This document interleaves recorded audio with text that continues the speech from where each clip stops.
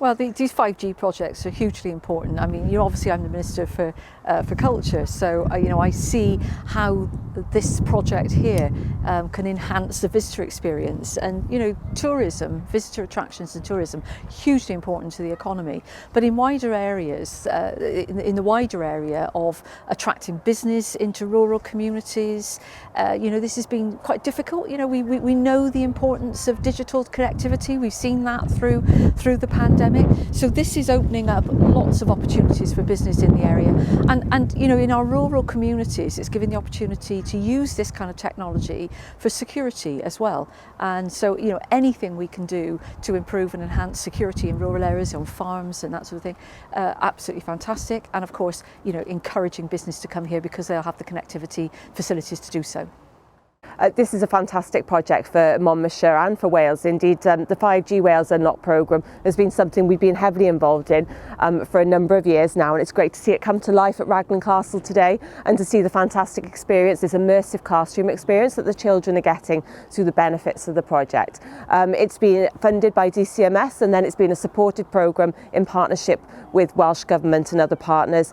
And I think as a Monmouthshire councillor, as a Monmouthshire resident, I'm really proud that we're able to bring this sort of project to our fantastic county. Well, we're very aware of the digital divide that does exist in some of our communities, and often that's more stark in counties like Monmouthshire, where we have a lot of rural communities which are quite hard to reach through traditional connectivity. So 5G could open up a huge range of opportunities and possibilities, particularly for our rural communities, to have access to the infrastructure that they need in the current day and age. So I think there's some real opportunities there, and this is a fantastic project which will really help some of our rural communities in particular.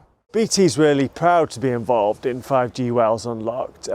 It's a great opportunity for us to demonstrate the potential of 5G in a different setting. In BT, we've been working hard to really understand what's the value of 5G in a variety of settings. So we've been working in industrial settings, in factories, we've been looking at what 5G can do for the health service. And I think what we've got here is a brilliant opportunity to see what it can do in a rural context, how it can help the tourism sector, and other things to help the rural economy of Wales, including the creative industry sector. So sectors which are really important to the Welsh economy, and that's what makes it such an exciting project to be part of. And I think we've seen today it's really captured the kids' imaginations, and I think it gives you an idea of, if it can capture their imaginations, it can make people take a look again at our historical sites, get people to think, oh well, yeah, shall I go and visit that castle again? Shall I see it in a new light?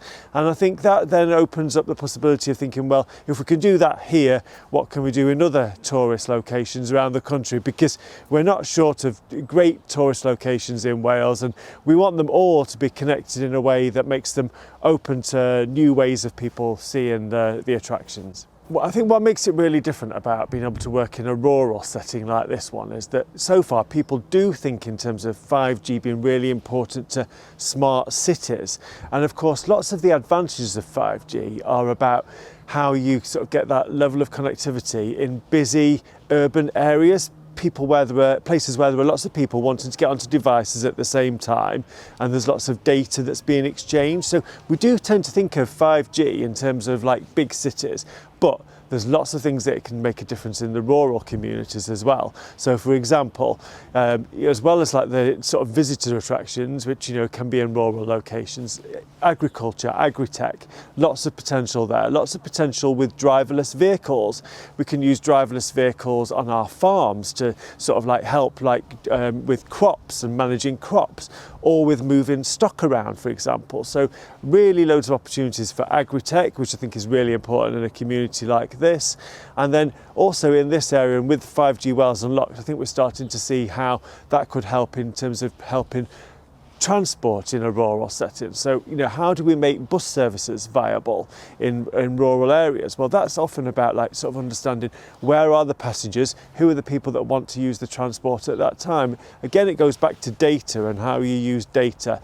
And so that's all about having sensors in the right places and then getting the information from the sensors. We're really good in Wales at starting to explore the potential of this. We've got lots of places called smart towns that are starting to look at how they can improve their offer to visitors and manage things like visitors coming into the town, so they can look at car parking spaces, for example, in some of our busy national parks, whether it's worthwhile a cafe staying open for an extra hour because there's a lot of visitors in the area.